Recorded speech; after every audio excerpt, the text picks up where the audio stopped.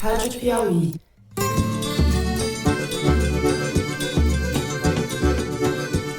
Olá, sejam muito bem-vindos ao Foro de Teresina, podcast de política da revista Piauí. Eu pensava que estava vivendo numa democracia com graves imperfeições, mas o Bolsonaro nomeou o diretor-geral da Polícia Federal, trocaram o superintendente do Ceará, trocaram o delegado desse inquérito. Chegamos ao Foro 181, o último deste ano de 2021. Eu, Fernando de Barros e Silva, como sempre na minha casa em São Paulo, tenho o prazer de conversar com os meus amigos. José Roberto de Toledo aqui pertinho. Opa, Toledo! Opa, Fernando! Opa, Thaís! Estou recebendo ameaças de morte nas minhas redes sociais porque estão dizendo que eu quero caçar onças. Onças pintadas panteras. Thaís Bilenque, também em São Paulo. Oi, Thaís. Salve, salve, Fernando, Toledo. Salve, salve, Brasil. A gente pergunta por que o passaporte vacinal? Que essa coleira querem botar no povo brasileiro? Bom, vamos direto aos assuntos da semana. No primeiro bloco, a operação da Polícia Federal contra Ciro Gomes, pré-candidato à presidência da República pelo PDT, e seu irmão, o ex-governador e atual senador pelo Ceará, Cid Gomes. Os dois e mais 12 pessoas foram alvos de mandados de busca e apreensão numa investigação sobre irregularidades na reforma do estádio Castelão, lá atrás para a Copa de 2014. As características e o timing da operação a tornam muito suspeita e Ciro Gomes identificou imediatamente a digital de Bolsonaro por trás de tudo. O mundo político reagiu e o episódio já se transformou num capítulo da eleição e provavelmente num sinal do que vem por aí em 2022. Também nesta quarta-feira, Geraldo Alckmin anunciou sua desfiliação do PSDB depois de mais de 33 anos no partido. As indicações são de que ele está próximo do PSB e da vaga de vice-presidente de Lula.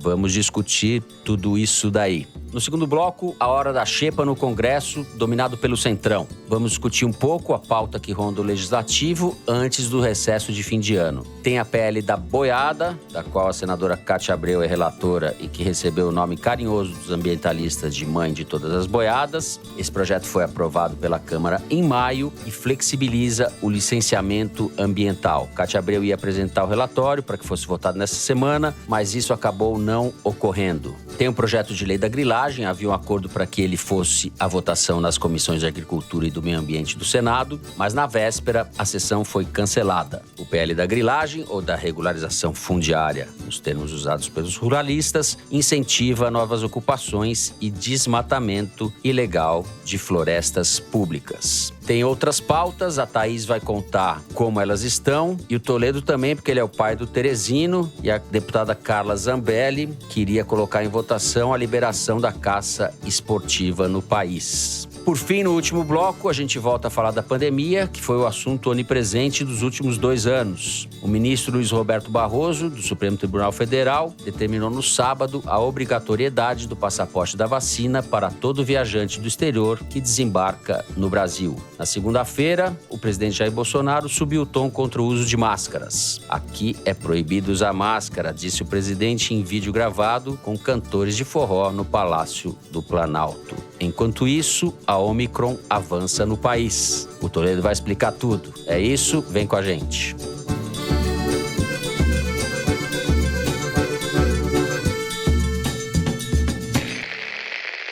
Muito bem, Toledo, vamos falar de eleição nesse primeiro bloco. Acho que podemos começar pela operação da Polícia Federal contra o Ciro Gomes e o irmão dele, Cid Gomes, e mais uma dúzia de pessoas aí envolvendo a obra do Castelão. O Ciro saiu imediatamente acusando o Bolsonaro. O caso realmente parece muito esquisito pelo momento em que se dá. O Lula saiu em defesa do Ciro, ou fez uma nota de solidariedade ao Ciro, que também é um fato político que ganhou muita atenção aí na quarta-feira, né? O que você acha que vai acontecer daqui para frente, Zé? Essa operação da PF pode ser vista como um sinal de algo que vai se tornar rotineiro ou muito presente nessa eleição de 22? Esse é o temor, né, Fernando? Ainda não consegui apurar o suficiente para saber se são coincidências estranhíssimas ou se há algo planejado por trás. Eu fui até recorrer ao nosso amigo e colega Alain de Abreu para ver se ele me ajudava, ele me ajudou, mas ainda não temos um veredito definitivo do que se tratou. O que a gente sabe é que tem uma série de coincidências não muito comuns. Primeiro,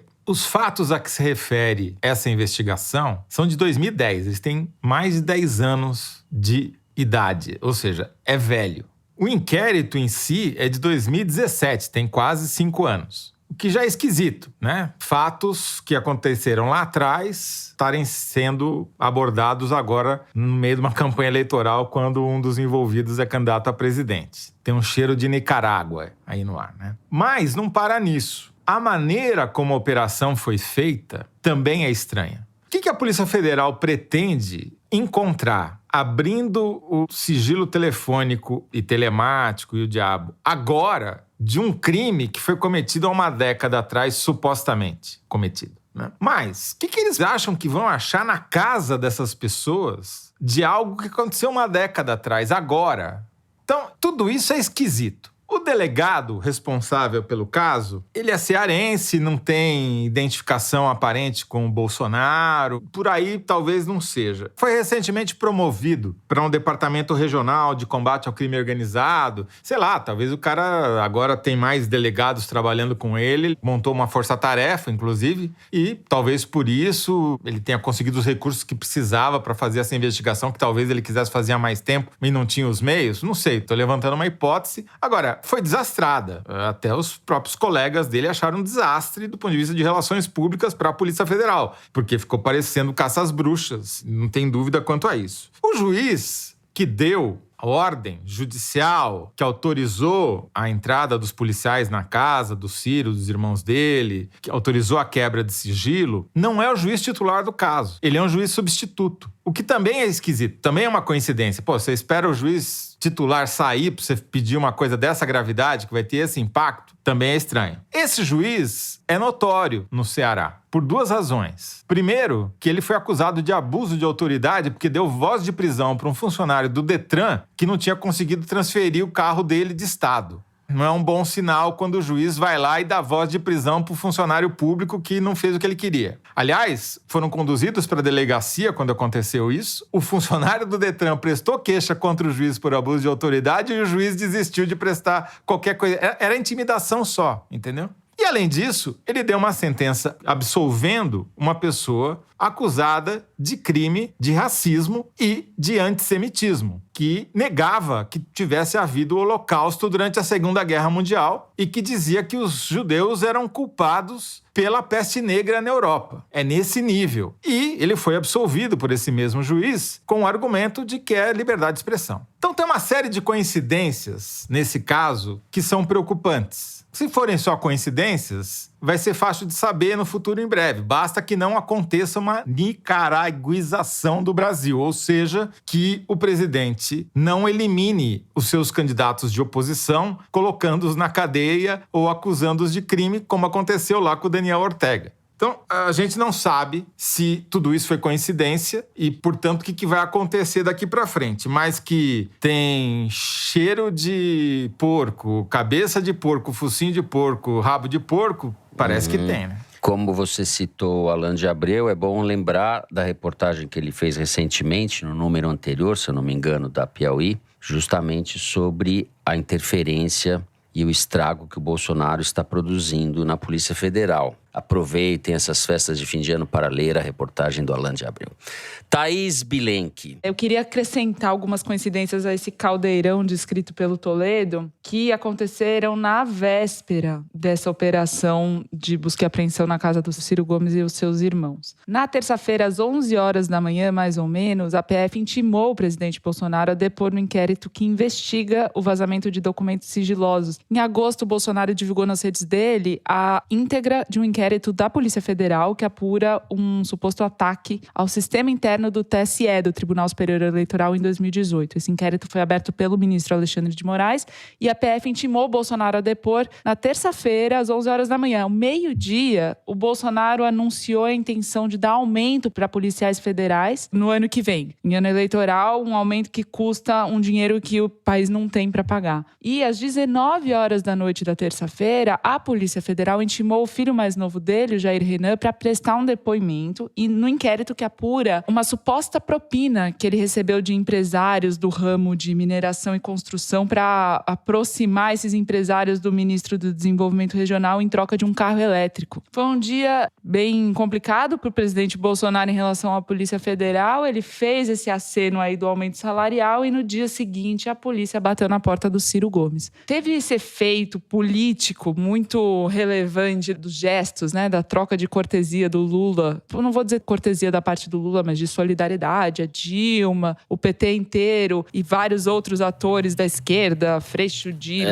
todo mundo se solidarizando. A Dilma, que, aliás, né, Thaís, foi atacada duramente aí recentemente pelo Ciro, né? E o Lula também. E agora o Ciro recua, dizendo que nunca o acusou de corrupção, embora o tenha feito, enfim. Demonstrou uma fraqueza de, num momento difícil, se agarrar no apoio de alguém que ele vem atacando e, enfim, criticando e sem piedade nenhuma, o que inclusive tem custado muito caro politicamente para ele. E gerou também essa expectativa de alguma aproximação mais a longo prazo entre o Ciro e o Lula, né? Eu, inclusive, perguntei ao Carlos Lupe, presidente do PDT, se esse acontecimento de alguma forma os aproximava, mas ele negou, ele disse que foi algo pontual e momentâneo. No PDT, a pressão sobre o Ciro cresce toda vez que ele tem um obstáculo a mais a superar para chegar em 2022. Sim, duas coisas aí me chamam a atenção nesse caso também. Primeiro, o Ciro, nas suas manifestações, ter dito que acreditava que a gente vivia uma democracia com todas as suas imperfeições, etc. Essa parte da nota dele ficou um pouco ridícula, né?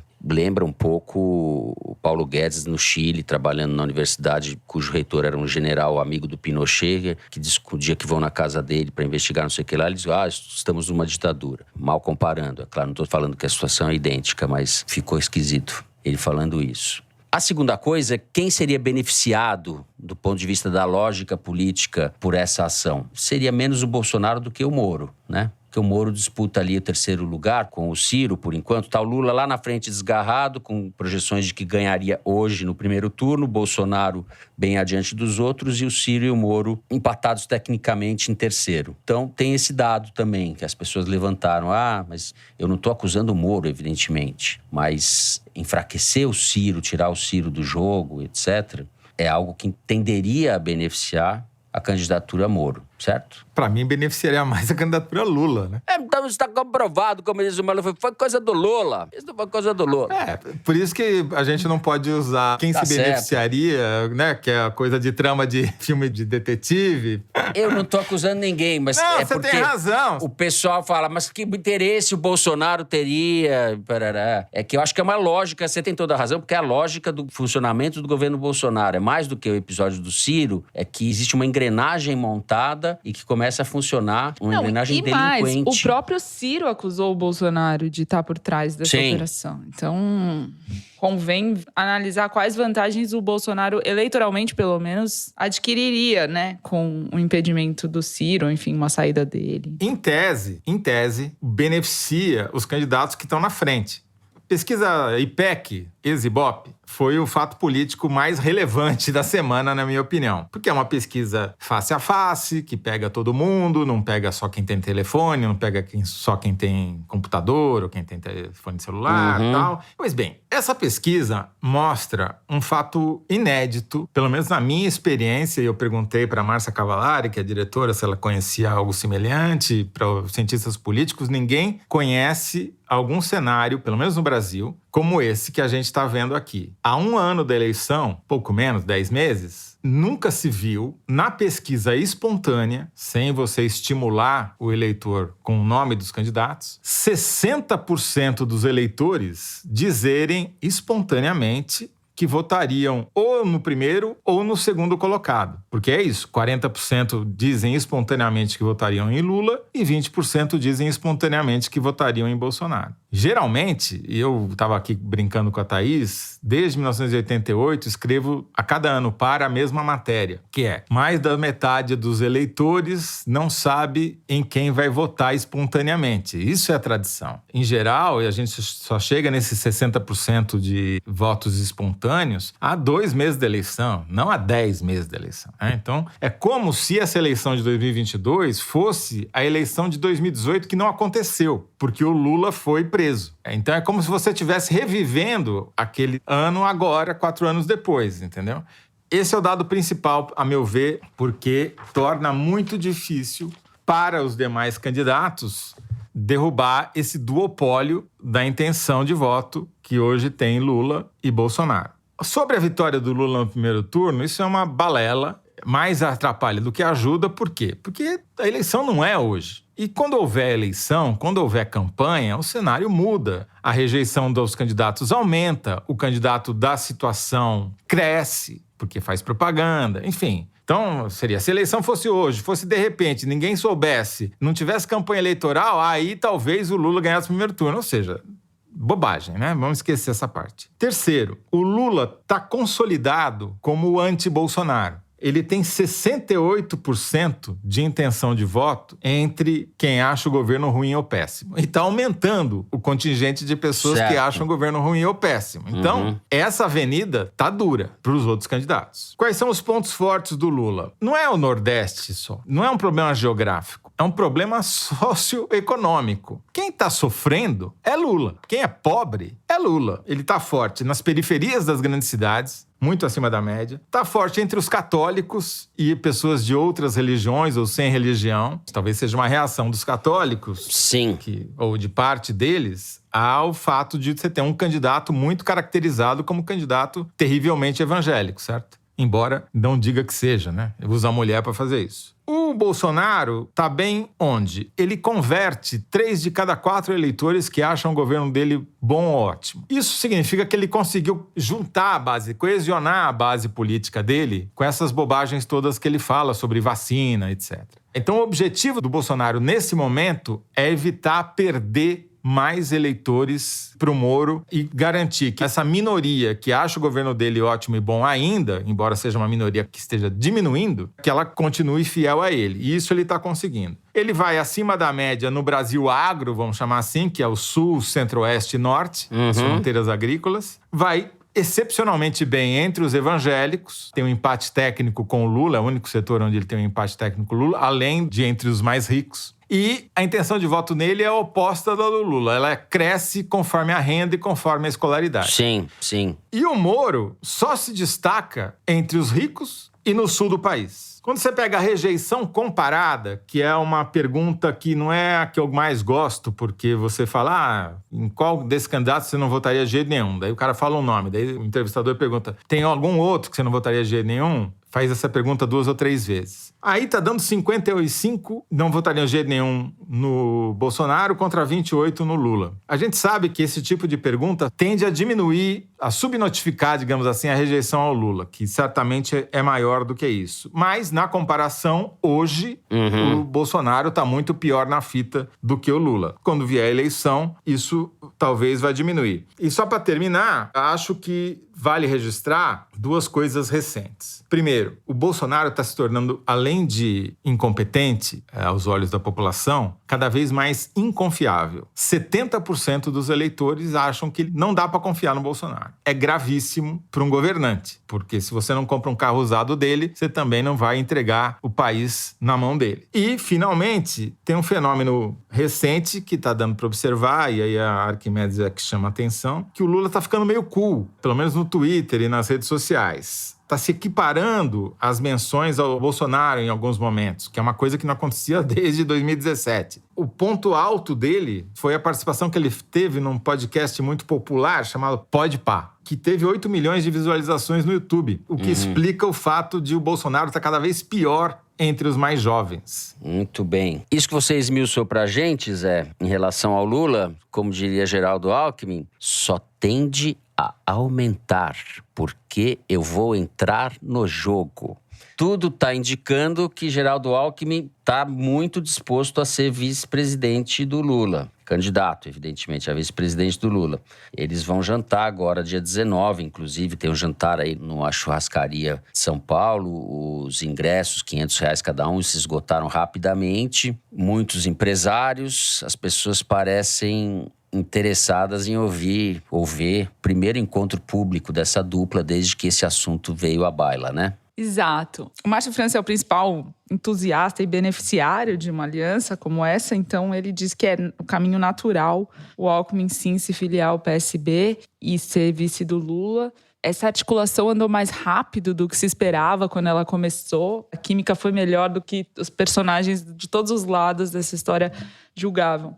E no mercado teve um efeito bastante relevante, né? A falta de confiança no Bolsonaro e o desempenho econômico do governo dele fez com que o Alckmin fosse visto como realmente um seguro para a candidatura do Lula e atenuou resistências, né, entre esses agentes assim, do mercado financeiro e econômico. E então, o que o Moro tem feito nesse sentido é uma tentativa de não ficar para trás, né? O Moro tem feito reuniões com partidos grandes como o MDB, procurou o Temer, que foi preso pela Lava Jato do Rio, agora está precisando beijar a mão dele. Está também numa conversa com o União Brasil, né? O partido resultado da fusão do PSL com o DEM do ACM Neto, mas que quem manda é o Luciano Bivar. E o entusiasta e o promotor dessa aproximação com a União Brasil é o deputado Júnior Bozella, que defende e aconselhou o Moro, segundo ele, a ter o próprio Luciano Bivar na sua vice.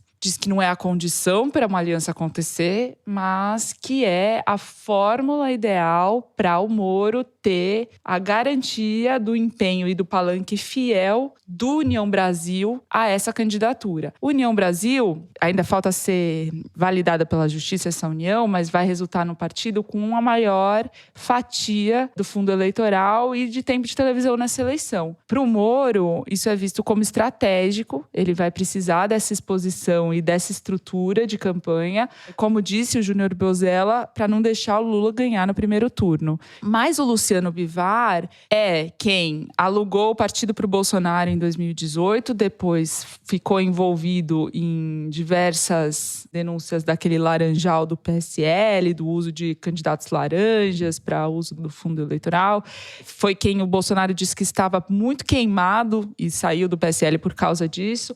O Luciano Bivar já teve operação na casa dele, não é um nome leve de ser carregado, fora que não tem voto, não agregaria nada. Mas a União Brasil quer emplacar essa costura, e você mencionou, é o partido do ACM Neto, que é pré-candidato a governador da Bahia e talvez um dos primeiros a se opor a uma costura como essa. Mas, como dizem eles no União Brasil, que outra opção que a gente tem? Quem mais a gente pode apoiar a essa altura? Eu acho de tudo isso que a gente falou, a grande notícia, a grande expectativa daqui para frente é a realização, o casamento desse noivado entre Lula e Geraldo Alckmin, né? Porque isso realmente pode dar musculatura, fechar um pouco, organizar essa candidatura e configurar aí uma frente, não vou dizer uma frente ampla, porque existem outros candidatos, mas uma coalizão que, se a gente pensar 3 meses atrás, ninguém acreditava, ninguém falava. Então, isso foi costurado entre o Márcio França e o Fernando Haddad, a gente sabe, mas contou com o aval do Lula. Sem o aval do Lula, nada acontece no PT, né? Concordo com você, Fernando. E, para mim, isso é mais importante para o Lula, não pelo que sinaliza imediatamente na eleição de 2022, mas o que sinaliza para 2026. Significa, nas entrelinhas, que eu não estou aqui para criar uma nova dinastia petista. Eu estou aqui para consertar o país. Essa é a mensagem que passa de uma eventual chapa Lula-Alckmin. Meu vice é meu ex-adversário e, se a gente for acreditar em tradições americanas, o vice é sempre um candidato potencial à sucessão, certo? Só quero lembrar que o começo da derrocada da era petista aconteceu quando ficou claro para o Eduardo Campos, obviamente estava vivo à época, que ele não seria vice da chapa da Dilma Rousseff. A eleição de 2014 e começou a articular sua própria candidatura, né? Depois ele morreu, etc. Mas, enfim, a escolha do vice, ela pode, não sei se agrega votos ou não agrega votos, mas certamente ela sinaliza para o futuro se vai ser de novo mais 16 anos de petismo ou se vai ter alternância de poder, que é o que garante a estabilidade de qualquer sistema democrático. Bom, o país está de tal forma destruído que é muita ingenuidade achar que um partido só, ou um governo dominado pelo PT ou com características mais à esquerda, vá prosperar. Não é isso que vai acontecer no Brasil. Para que o Brasil tenha alguma chance de sair desse bueiro, você vai ter que ter uma coalizão, não só para ganhar a eleição, estou falando justamente para governar. E como disse o Celso Rocha de Barros há algum tempo, o país precisa reaprender a ter um governo democrático e uma oposição democrática. Esse é o desafio, né? Não é fácil. Bom, diretora, já fizemos aqui o programa inteiro nesse primeiro bloco. Já estamos com o programa de janeiro feito também, com esse tempo. Então podemos voltar só em fevereiro. Bom, vamos lá. A gente encerra este primeiro bloco por aqui. Vamos falar no segundo bloco das pautas da devastação no Congresso. Vem com a gente.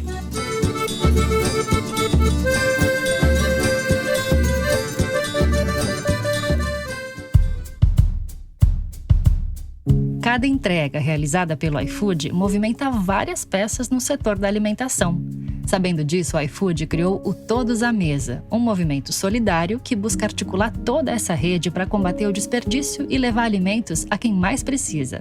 A gente tem muitos elos na cadeia e tem uma equação que não fecha. Flávia Rosso, gerente de soluções sustentáveis e segurança alimentar do iFood. Por um lado, a gente tem aí praticamente 1/3 do alimento produzido no mundo sendo descartado. E por outro, a gente tem por volta de 1/10 da população mundial passando fome. E essa equação é a que a gente está mirando.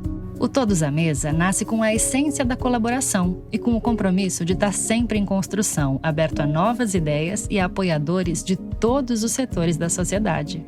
O Todos à Mesa, ele é um movimento que ele não é sobre o iFood. A gente está ocupando aquele pequeno lugar de chamar as pessoas e convidar a se unir. Empresas de qualquer localidade ou porte que quiserem somar esse movimento, podem procurar o iFood pelo e-mail todosamesa@ifood.com.br. O iFood é feito por pessoas. A gente acredita que a inovação e a tecnologia que guiam o nosso negócio são a chave para gerar impactos positivos para a sociedade. Saiba mais em institucional.ifood.com.br.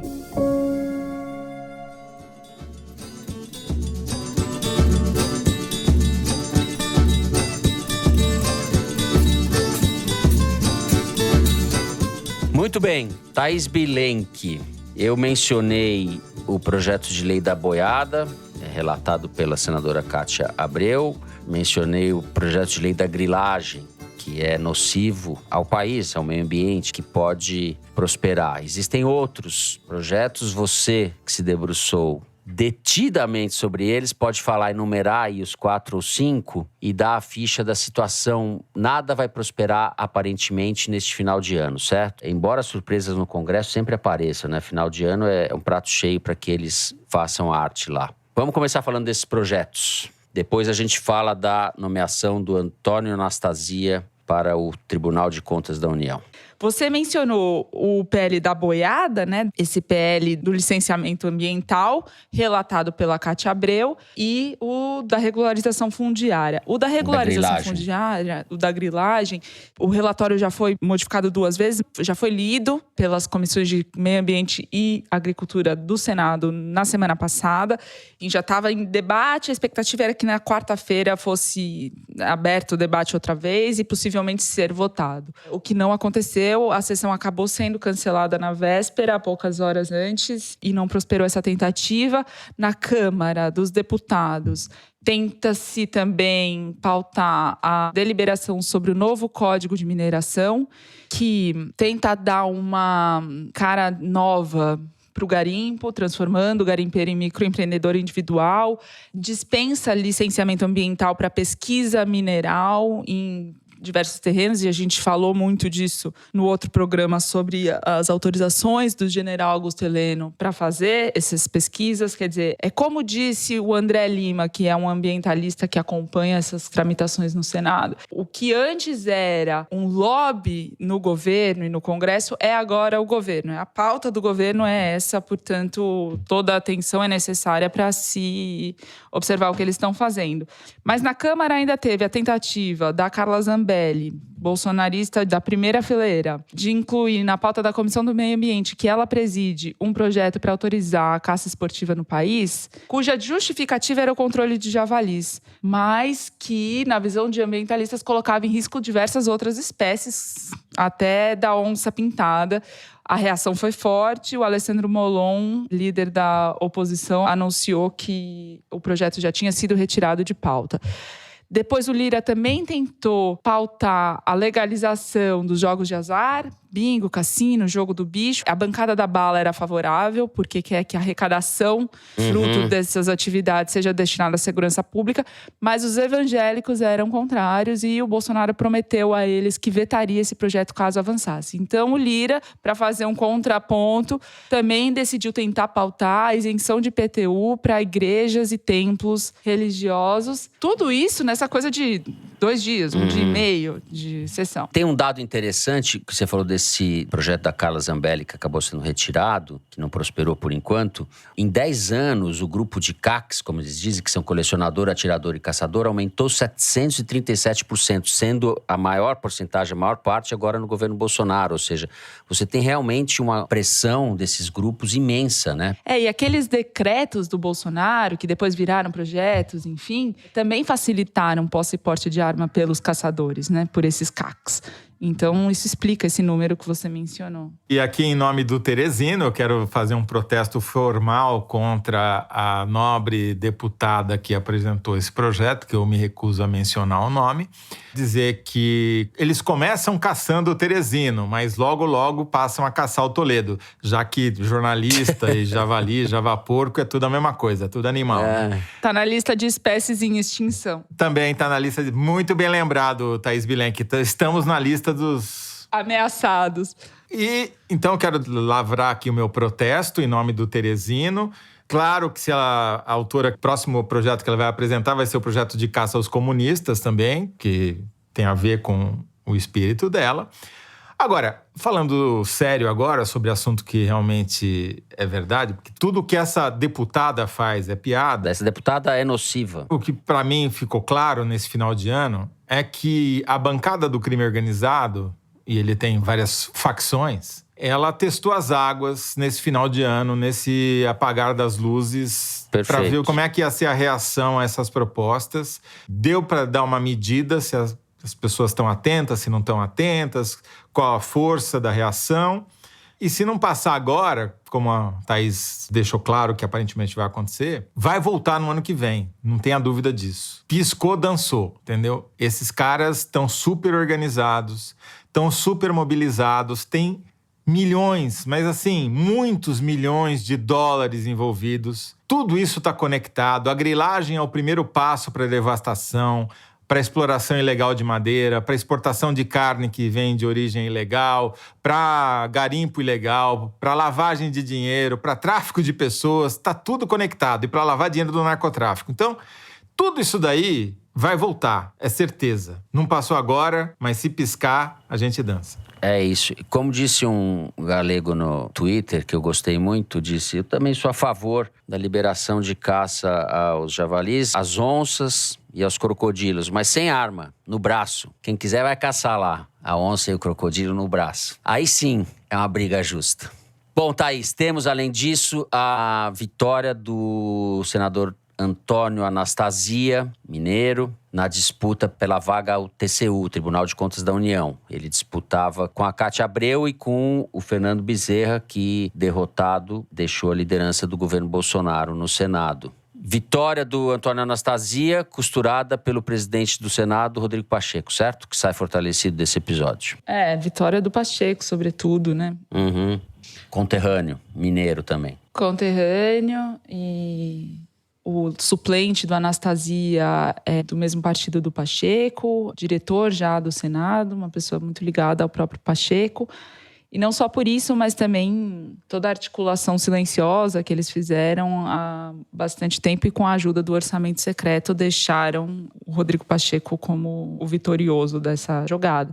E aí, se tivemos de um lado essa vitória, tivemos uma derrota, né, da Cátia Abreu, que arrastou junto o PT e o Renan Calheiros, que era o seu grande cabo eleitoral, e o PT, que tem também um suplente na chapa dela, tinha interesse direto, e tem nela também uma interlocutora privilegiada. Vou falar mais sobre isso. A Cátia Abreu levou a família inteira, todos os irmãos Luiz dela para a sessão, fez um discurso, a mãe, os filhos, fez um discurso todo emocional sobre por que ela queria ir para o TCU.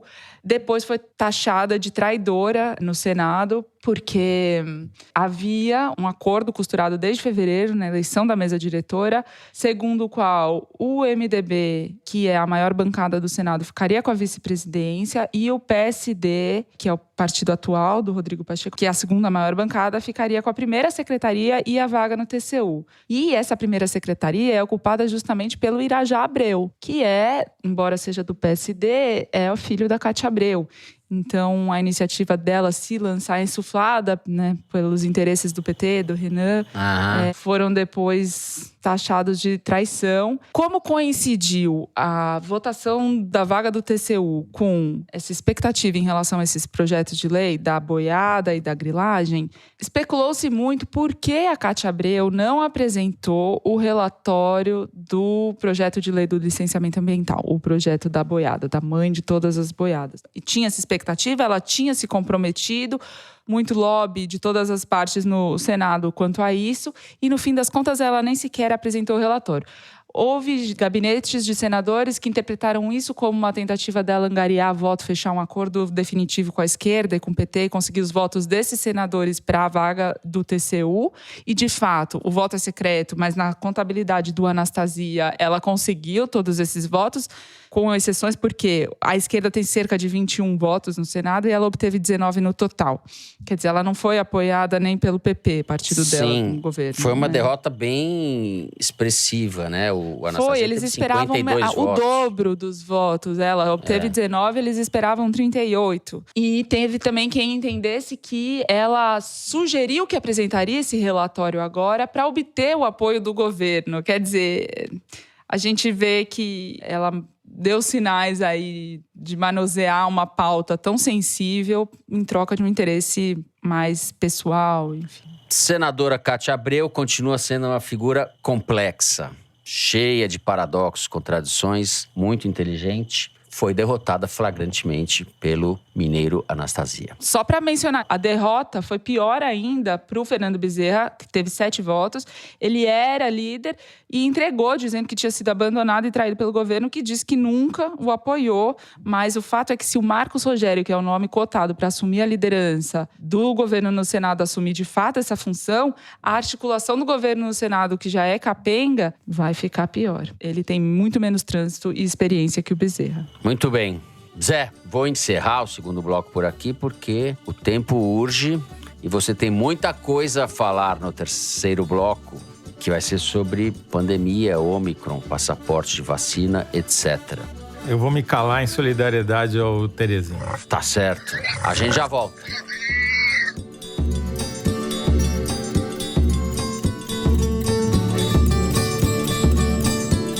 Assine a Piauí exclusivamente digital. Ganhe acesso a conteúdos da revista e do site, além de descontos em eventos da Piauí e descontos em ingressos dos nossos parceiros.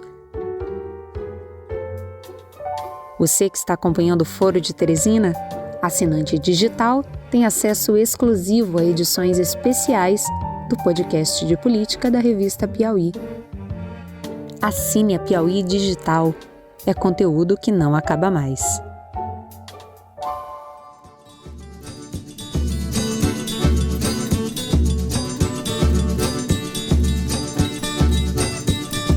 Muito bem.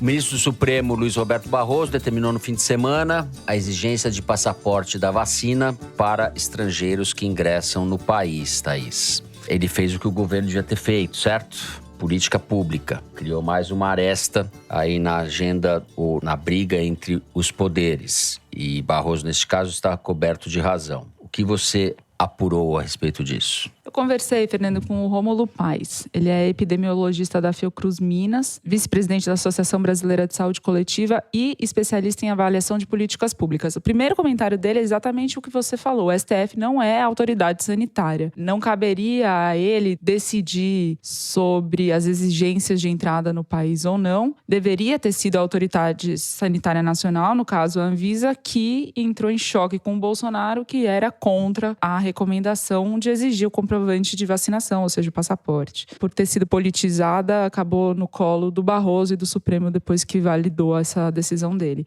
Mas além da questão sanitária, tem o direito de repatriação e, na avaliação do Rômulo Paes, a solução que o Barroso encontrou foi apropriada. O problema que estava posto era o que fazer com aqueles brasileiros ou estrangeiros residentes no Brasil que saíram do país, precisam voltar sem ter o comprovante de vacinação. Então, para esses agora, está autorizado que fiquem em quarentena 5 dias e depois apresentem um teste negativo de Covid para poder voltar a circular, se é que é possível ter um controle tão efetivo assim desses fluxos. E a partir de agora, todo residente que sair do país, quando voltar, já sabe que vai precisar do comprovante de vacinação, não vai poder entrar aqui outra vez. Embora a Omicron já esteja em circulação no Brasil, é a solução que é o mecanismo que a maior parte dos países está encontrando para tentar restringir a circulação, que vai gerando novas e novas variantes também. Segundo ele, os estudos sobre a Omicron e as evidências e os indícios ainda não dão respaldo para alguma conclusão específica sobre ela. O que ele disse, que ainda está de olho na Delta. 200 mortes por dia em média é muito menos do que as 3.000, mas ainda é um avião caindo todo dia, e não é porque a gente está em redução progressiva dessa tendência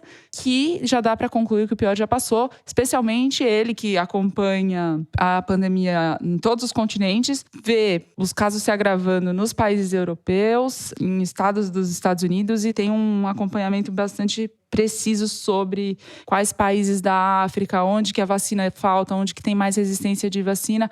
Então, para ele, o jogo está longe de estar ganho. A Omicron foi identificada porque a transmissão dela já estava muito adiantada. Só assim que a África do Sul conseguiu identificar essa variante. Mas, enquanto isso, tem muitas outras lutando para sobreviver e para se transmitir, e aí sim vão ser identificadas. A vacinação é a única possibilidade de interromper esse processo.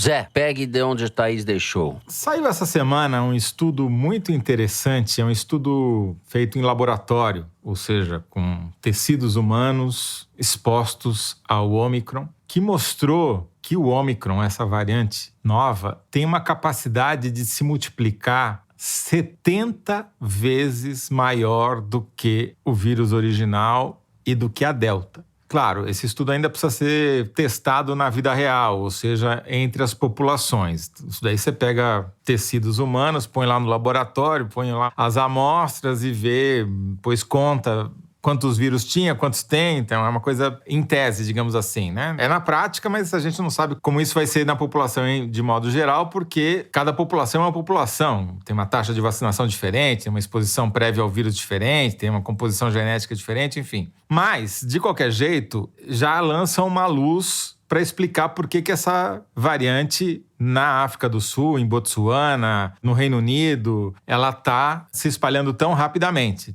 Tem uma explicação agora científica. Se o Omicron se reproduz, se multiplica 70 vezes mais rápido do que a Delta e que as variantes anteriores, e isso se dá nos brônquios, que são os tubos, né, que ligam, conectam as vias aéreas superiores aos pulmões, isso explica por que ela se propaga mais rapidamente, possivelmente. Porque tem uma concentração de vírus justamente ali na saída, expelindo o ar, muito maior. Então, aumenta o risco de você contaminar outras pessoas. A boa notícia é que dentro dos pulmões, a capacidade de multiplicação da Omicron não é tão grande. O que, eventualmente, talvez, quem sabe, explicasse por que supostamente, talvez, quem sabe, a letalidade dela e a ocorrência de casos graves de Omicron seja menor. Então, você tem uma má notícia de um lado, ele se espalha muito rapidamente, se multiplica 70 vezes mais rápido que o resto, e uma notícia, talvez,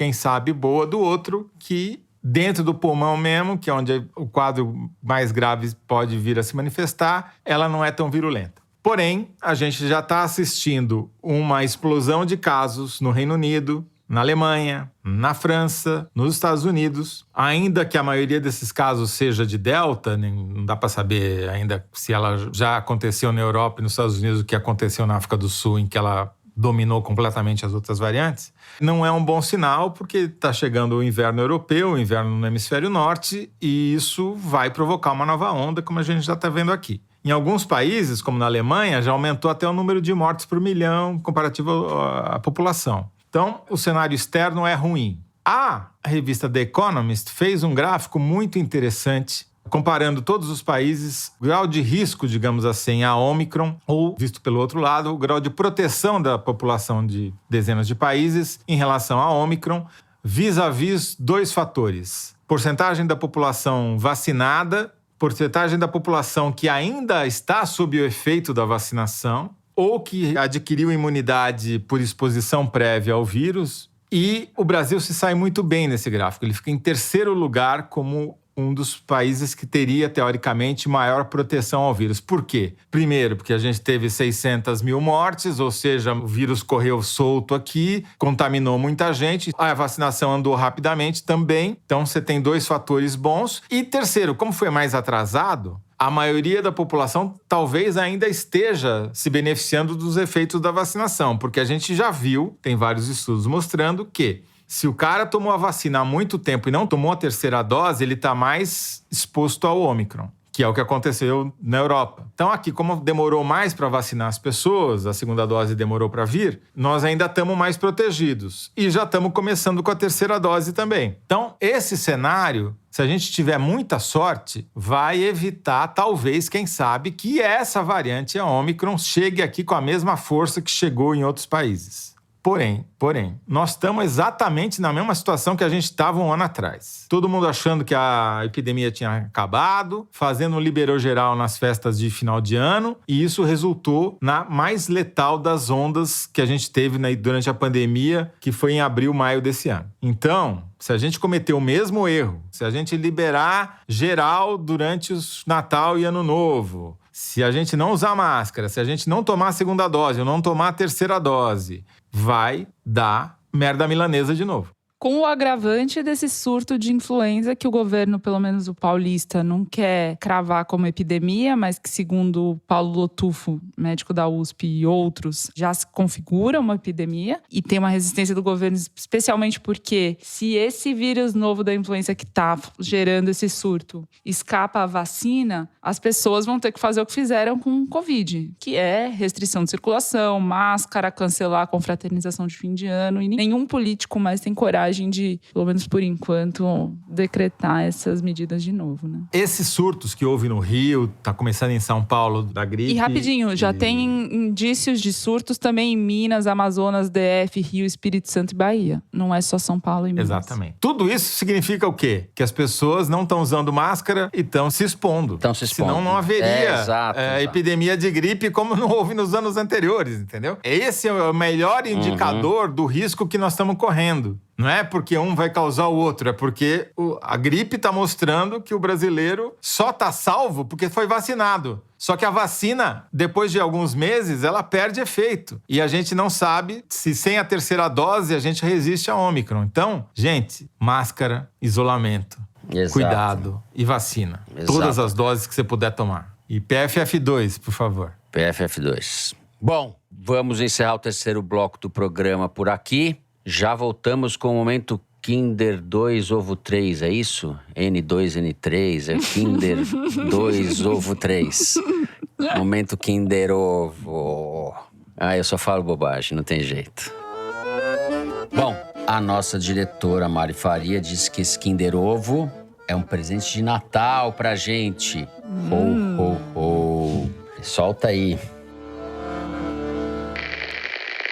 How many roads must a man walk down? Suplicy. Falei primeiro. Eu falei primeiro. Eu falei primeiro. How many seas must the white Eduardo dove Suplicy, sail porra. Empate triplo. Before she slips in the sand? The answer, my friend, is blowing in the wind. The answer is blowing in the wind. Não, VAR. Vai ter que ir pro VAR. O nosso tenor é o vereador paulistano Eduardo Suplicy. Vereador e eterno senador Eduardo Suplicy, do PT. Também conhecido como pai do Supla, Toledo. Viu? Então, meu amigo Supla. Eu tenho uma história ótima com o Suplicy. Quando eu era editor do painel da Folha, no século passado, tinha um telefone na sala do painel que pouquíssima gente tinha o número. Então, quando ele tocava às 7h30 da noite, que é o pior horário possível para você conversar com qualquer pessoa, porque essa altura você só quer fechar a coluna, que você não quer atrasar o jornal. Se tocava às 7h30 da noite aquele telefone, eu já atendia falando assim: oi, senador, tudo bem? Como vai o senhor? Porque eu sabia que era o Suplicy. E, em geral, uma conversa com o Suplicy não dura menos do que meia hora, né? Então, 7 horas e 14 minutos é a média. 7 horas e 14 minutos. Mas aí aconteceu uma coisa interessante. Um jornalista amigo meu lançou um livro, o Geraldo Sobreira, lançou um livro chamado Manual da Fonte, Como Lidar com Jornalistas. Era um livro escrito para políticos saberem como lidar com jornalistas e não cometerem erros nessa relação. E o Suplicy, o Suplicy é a pessoa que mais vai a lançamento de livro que eu conheço, é a pessoa que mais vai a velório que eu conheço, é a pessoa que mais vai a todos os eventos sociais para os quais ele é convidado, que ele fica sabendo, ele não falha. Ele foi no lançamento do livro do Sobreira, comprou o livro e leu o livro. O resultado dessa leitura não foi que ele parou de me ligar às 7h30 da noite, porque lá no livro tinha um capítulo dizendo: olha, não ligue para jornalista no horário do fechamento, porque nessa hora ele não quer conversar com ninguém, ele só quer fechar. O Suplicy continuou ligando às 7h30 da noite, mas acrescentou uma frase: Toledo, eu sei que você está fechando, mas... Continua então, tudo igual. senador Suplicy é uma pessoa inesquecível para mim. Aprecio muito o senador. E ele cantava Blow in the Wind pra Inclusive, você. Cantou para mim uma vez ao telefone. Depois Coisa virou mais Racionais linda, MC, né? Que virou o hit dele, na verdade. Coisa mais linda. Bom, Eu, investida do espírito natalino, vou dividir com vocês esse prêmio que eu conquistei de novo. Muito obrigado, Thaís Bilenque. lamento Você dizer é magnânima que o VAR, como o Suplicy. O VAR vai dar pra mim a vitória, mas eu também, de maneira desprendida, vou dividir com vocês, caros amigos e amigas. Ouvinte, vocês sabem que é tudo na camaradagem, só que não. É o foro Fidel Castro, 2 horas de duração. Foro Suplicy, você pôs o Suplicy, agora não tem como. Vamos em marcha lenta até o fim, devagar e sempre. Bom, temos o momento cabeção, né? Fim de ano, depois do Kinder Ovo, temos o momento cabeção. A gente vai dar algumas indicações para vocês do que estamos, vamos ou queremos ler, ou lemos, ouvimos. Toledo, você que é o cabeção dos números, das análises, vai de momento cabeção. Eu queria indicar uma planilha do Google. Não, brincadeira. Não faça isso. Não me torture. Eu acho que é final de ano, então eu vou indicar um filme, tá? E uma série. O filme já tá fazendo, né, não tem novidade nenhuma. O filme tá indo super bem aí na Netflix, chamada Imperdoável. É um filme estrelado pela Sandra Bullock, que é um remake de uma minissérie britânica. Mas o filme é muito interessante, muito surpreendente, não vou dar spoiler nenhum aqui. E a Sandra Bullock cresceu mais um pouco ainda na minha... No começo eu não gostava da Sandra Bullock, mas agora, cada vez que eu assisto um filme novo dela, eu gosto mais da Sandra Bullock. Ela tá ficando cool mesmo. Ela é cool. Ela é muito boa. Cool. Ela tá muito bem nesse filme. Ela segura o filme inteiro. Eu pensei que você fosse indicar o Get Back dos Beatles, que tem 8 horas, em homenagem ao Suplicy e tal, já que a gente tá fazendo coisas longas. Deixei pra você esse. O documento. Não vou indicar o documentário dos Beatles, já tá muito falado esse. Então, pra não ficarem me chamando de cringe, ou velho, que é o que eu sou, vou indicar uma série que ninguém viu ainda, mas eu já vi. Vai entrar agora em janeiro na Apple TV, que é uma série de comédia chamada After Party. Eu não gosto de comédia em geral pra série, mas essa eu devo dizer que eu gostei. Não vou falar mais nada, fazer mistério. Muito bem, muito bem. Eu vou indicar Bagdá Café. Adoro esse filme. E adoro a música. Eu também.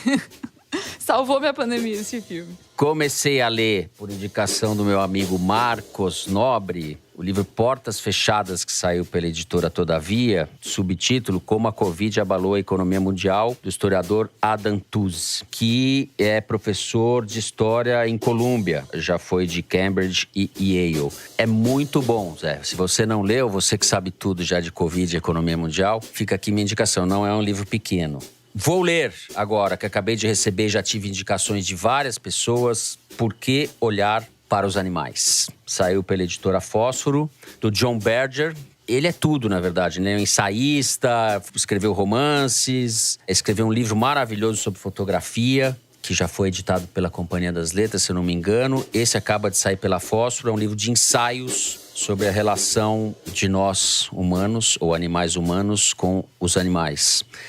E esse vai para o meu fim de ano. E li aqui boa parte de um livro da editora Ainé, do David Foster Wallace, que é um grande escritor que se suicidou, né, faz vários anos já, quando ele tinha 38 anos, salvo engano meu, e que escreveu lá o romance dele, A Graça Infinita, né, Infinite Jest, que é um catatal de mais de 1000 páginas, mas esse é um livro que chama Um Antídoto contra a Solidão, e são entrevistas que ele deu, ele não gostava de dar entrevistas, é uma melhor que a outra. É um compilado de entrevistas, não é entediante, ao contrário do que possa sugerir.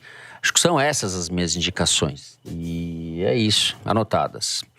Concluído aqui o momento cabeção de fim de ano, vamos para a melhor parte do programa, o Correio Elegante, que é o momento em que vocês escrevem para nós. E olha aqui, eu tenho uma cartinha muito bacana da Justine Otondo. Ouça só, Thaís.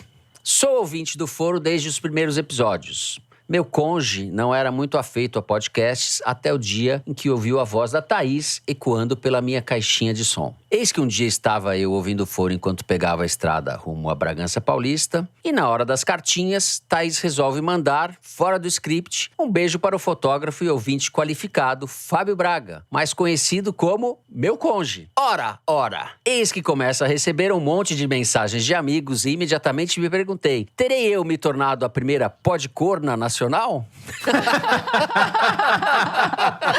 Não, definitivamente não. Então, como pequena vingancinha, gostaria de receber um beijo em cada bochecha do Toledo e do Fernando.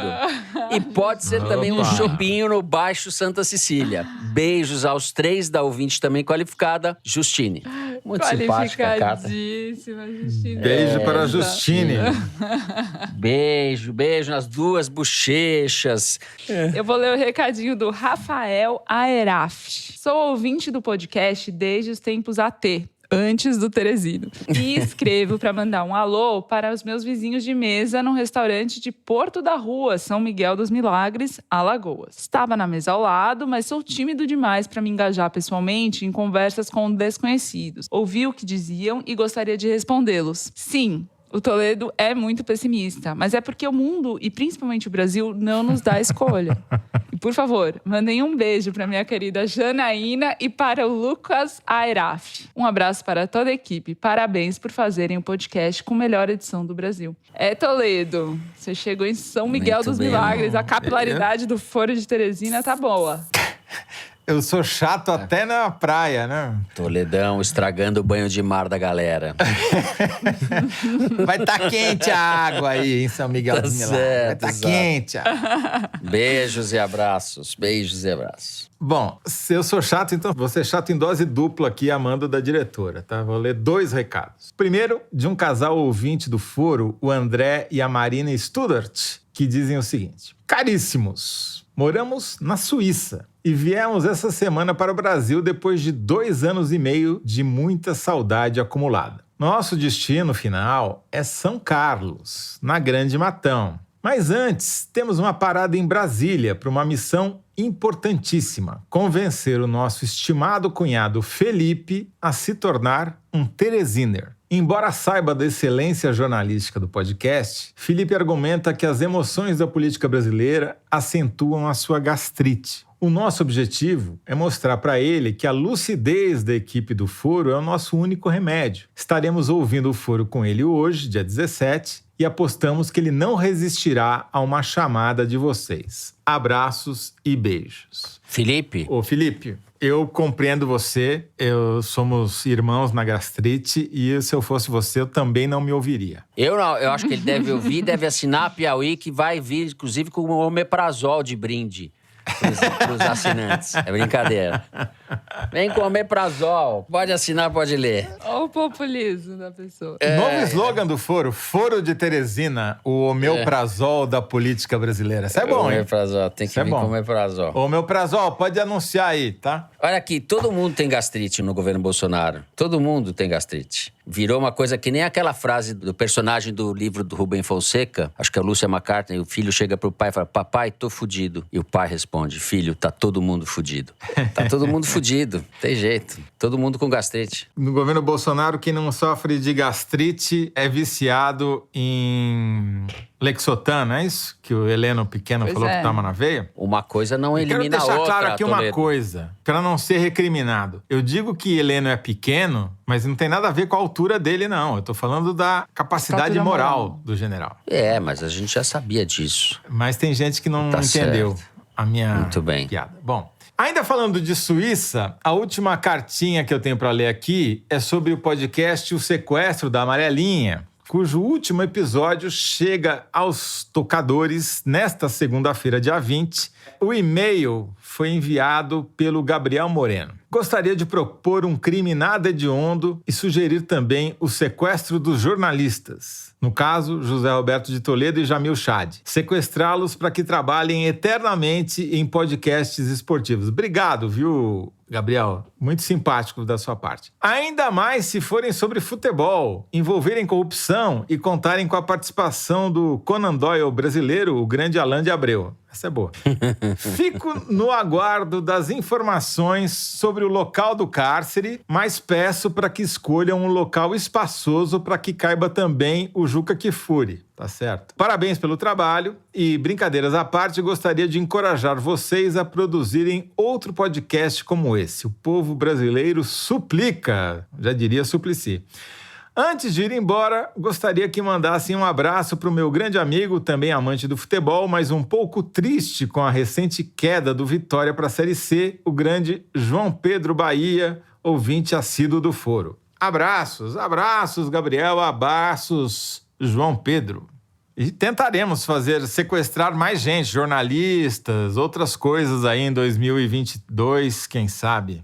Queria agradecer aos ouvintes, porque me surpreendeu a audiência do Sequestro da Amarelinha. Está sendo muito legal, muito positiva, muito grande. E isso nos estimula, de fato, a sequestrar mais gentes, mais camisas e outras coisas no ano que vem. Perdemos o Toledo, definitivamente. Agora ele só amarelinha. Vamos sequestrar o Toledo pra cá, pra Foro de volta, Fernando. O que é isso? Bom, em protesto, eu vou avisar aqui antes de acabar o programa. Não é em protesto, não. Eu aviso a vocês, a gente está encerrando o programa de hoje por aqui. É o último programa do ano. Eu, Fernando Barros, vou tirar férias de 15 dias em protesto a essa coisa do Toledo. Não é em protestos, é pra refrescar os meus neurônios, revigorar as minhas cordas vocais, ver se eu fico com a voz de trovão parecida com a sua. Eu volto na segunda quinzena de janeiro. Vocês estarão na companhia de José Roberto Toledo, Thaís Bilenque e Ana Clara Costa. Muito boa companhia dos três na primeira quinzena de janeiro.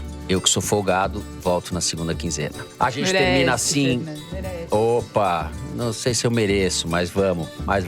Assim a gente termina o programa de hoje. Se você gostou, não deixa de seguir a gente no Spotify, no Apple Podcast ou na Amazon Music, favoritar no Deezer, se inscrever no Google Podcast, no Castbox ou no YouTube. Assim você fica sabendo das novidades, dos episódios especiais e das edições extras. O Foro de Teresina é uma produção da Rádio Novelo para a revista Piauí, com a coordenação geral da Paula Scarpim.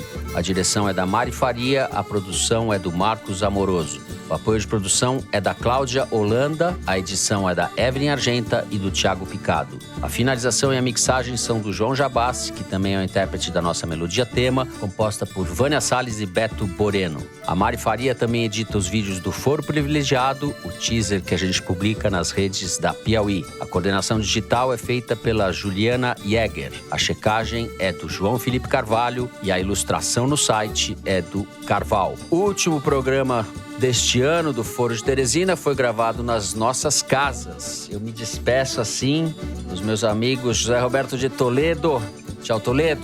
Tchau, Fernando. Sentiremos sua falta aí no começo de janeiro, nos 2 primeiros programas do ano, mas suas férias são merecidas.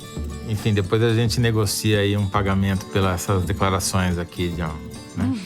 Enfim, brincadeira, deixa pra lá. Faz um pix aí pra mim depois. Queria me despedir aqui dos ouvintes. Sentiremos a falta de vocês nesse final de ano, mas estaremos aqui de novo no comecinho do ano que vem pra continuar sendo pessimistas e deixando vocês com gastrite. Boas festas a todos, mais juízo. Muito bem. Thais Bilenque, tchau, tchau. Tchau. Eu queria aproveitar esse momento tão sensibilizado e emotivo do nosso programa para agradecer vocês, né? Que agora eu passei esse ano aqui nesta honrosa bancada. Fui muito bem acolhida e recebida por vocês, meus colegas, amigos de bancada, mas também pela Mari e equipe. Especialmente por nossos carinhosos, aguerridos e críticos ouvintes. Muitíssimo obrigada, gente. Vamos pro próximo. Thais Bilenque, você é uma unanimidade entre os ouvintes e ouvintas. Uma unanimidade cantora melodiosa com sua voz também potente. Bom, gente, tirando os momentos de Edith Piaf, a Thaís foi a melhor coisa que aconteceu pro Foro esse ano, de longe. De longe, com certeza. É isso. Unânime. Gente, bom final de ano a todos, boas festas e, como disse, ouçam de novo o 3º bloco do programa, prestem atenção nos alertas do Toledo, juízo, máscara, etc, etc, etc. 2022 será um ano atroz, mas nós estaremos ao lado de vocês. É isso, até o ano que vem.